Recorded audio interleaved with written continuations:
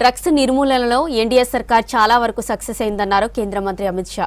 ఢిల్లీ ప్రజలకు ఫిబ్రవరి 5 తర్వాత ఆప్ పాలన నుంచి విముక్తి లభిస్తుందన్నారు. లిక్కర్ పాలసీ పేరుతో 2000 కోట్లకు పైగా ప్రజల సొమ్ము లూటీ చేశారని ఆరోపించారు. ఇక కాగ్ నివేదిక ఆమ్ ఆద్మీ పార్టీ అవినీతికి నిదర్శనమన్నారు కాషాయ నేతలు.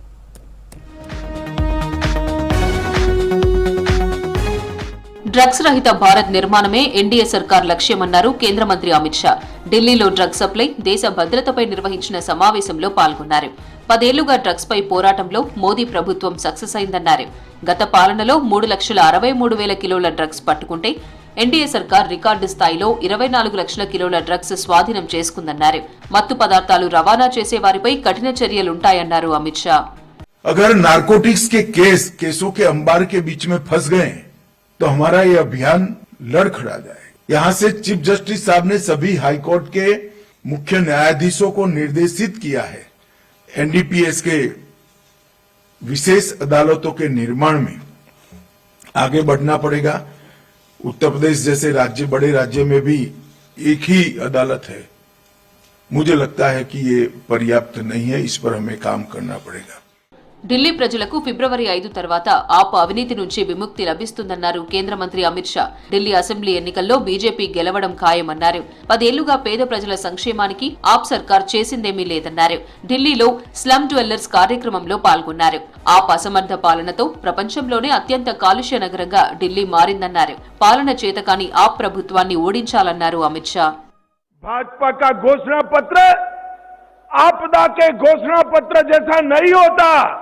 फिर 5 साल के बाद नए झूठ के साथ हम वोट लेने आए. ये भारतीय जनता पार्टी का संस्कार नहीं.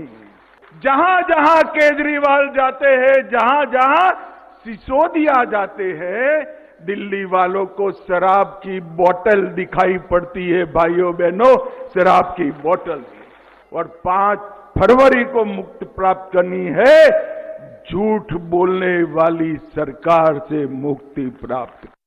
ఢిల్లీ సంపదను ఆప్ దోపిడీ చేస్తోందన్నారు బీజేపీ నేత అనురాగ్ ఠాకూర్. లిక్కర్ పాలసీతో భారీ అవినీతి జరిగిందనడానికి కాగ్ నివేదికే ఓ ఉదాహరణ అన్నారు.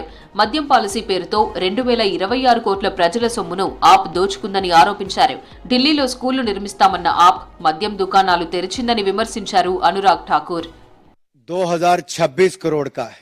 जी हाँ, दिल्ली शराब घोटाला 2026 करोड़ राजकोषीय घाटा हुआ है. आप याद करिए, आम आदमी पार्टी ने कहा था पाठशाला बनाएंगे. पाठशाला तो नहीं, मधुशाला बनी. ये झाड़ू की बात करते थे, झाड़ू से दारू पे आए. ये स्वराज की बात करते थे, स्वराज से शराब पर आए. जो आज से 11 साल पहले दिल्ली के लोगों के सामने आकर कहता था ना बड़ा घर लूंगा, ना बड़ी गाड़ी लूंगा, ना सिक्योरिटी लूंगा, आज उसने बड़ा घर नहीं 8 घरों को मिला के शीश महल बनाया. బీజేపీ పాలనతోనే అయోధ్యకు పూర్వ వైభవం వచ్చిందన్నారు యూపీ సీఎం యోగి ఆదిత్యనాథ్. రామ్లల్లా విగ్రహ ప్రతిష్టకు ఏడాది పూర్తవడంతో ప్రత్యేక పూజలు చేశారు. గత పాలకులు రామజన్మభూమిని పట్టించుకోలేదన్నారు. భారతీయ ఆత్మ, సంస్కృతి శ్రీరాముడిలో ఉందన్నారు సీఎం యోగి. రామ్లల్లా వార్షికోత్సవాలు 13వ తేదీ వరకు కొనసాగనున్నాయి.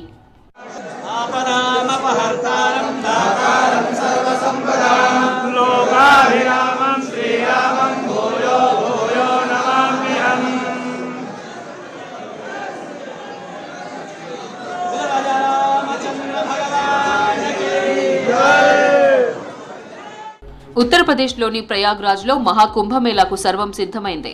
జనవరి 13 నుంచి ఫిబ్రవరి 26 వరకు 45 రోజుల పాటు మహాకుంభమేళా జరగనుంది. భక్తులకు అవసరమైన అన్ని ఏర్పాట్లు చేసింది యూపీ ప్రభుత్వం.